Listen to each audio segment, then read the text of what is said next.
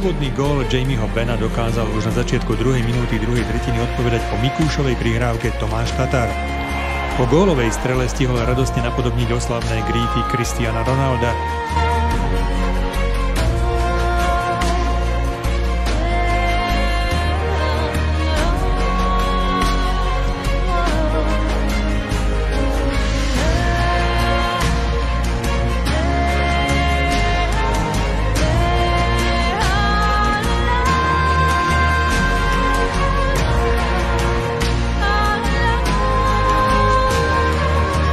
Príležitosť, ktorej sa ocitol Hudáček príležitosť stíhal a nevie, kde je, ešte tam dôrazne pracoval aj Dominik Graňák. Vedieme 1-0 nad Američanmi. Chcel Hanzuš, Radivojevič ide do prečíslenia, ukazuje sa mu tam Sekera na opačnej strane. Radivojevič, gól!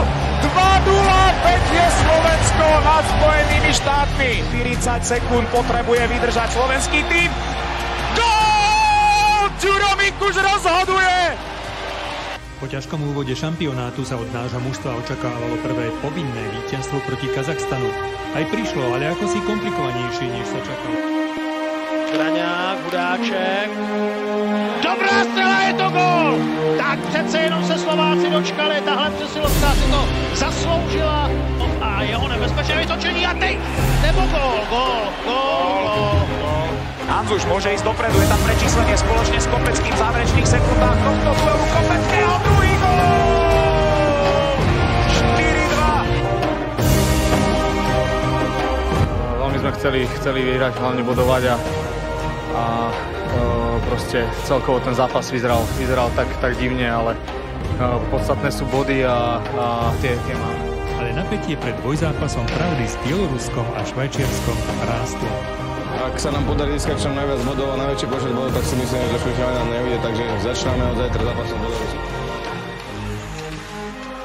Když udržal náš tým v pásme Baranka a Sekerová strela, gól! Vedieme 1-0.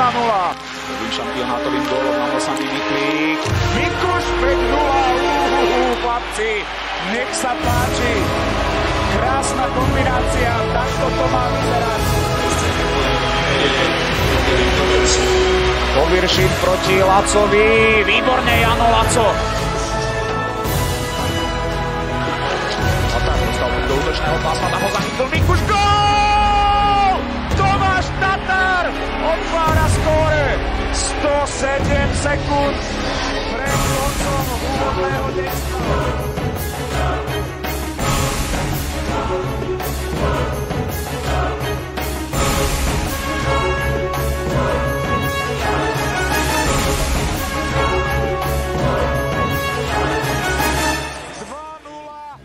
Najtežší zápas pre mňa osobne na majstrovstve sveta bol zápas proti Francúzsku a to mužstvo nemalo čo stratiť a síce sme dali 2 rýchle góly a oni dali ten jeden kontaktný a potom sa to iba doťahovalo.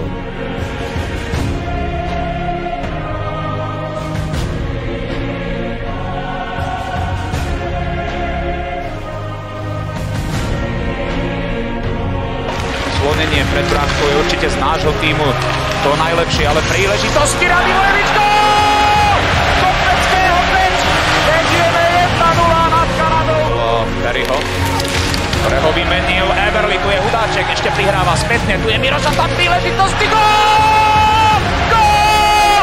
2-0! Dokonca aj starosta sa zapája do útočnej akcie. Bartovičová šanca, gól! Gól! Vyrovnané 3-3! Chlapci, paráda! Moskovej Glazovej nadvezoval na skvelé výkony z Popradu. Gól! Gól! Po 8 rokoch môžeme postúpiť do semifinále majstrovstiev sveta. Semifinále! Semifinále! Kanada vyradená z turnaja!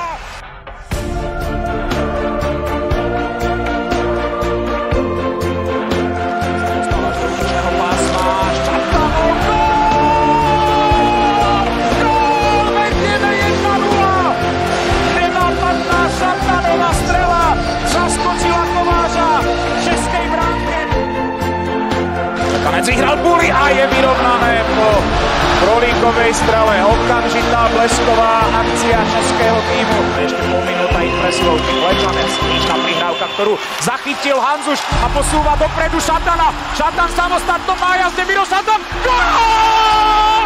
Gól! Poslabený gól Mira Šatana! Ešte sa tam ale naskytol drzý Hudáček, Hudáček, gól! Gól! Libor Hudáček strieľa najdôležitejší gól kariéry! Rudy měl, Rudy ani nezapískal, odejš mu ty. Kto bude hrať o titul majstrov sveta proti Rusku? Začíná finále mezi Ruskem a Slovenskem v Helsinkách. Zápas o zlato. Stále hrají Slováci. Kárová střela a je to gól! Slováci vedou zde do Chára. Za minutu a 6 sekund otevírá skóre finále.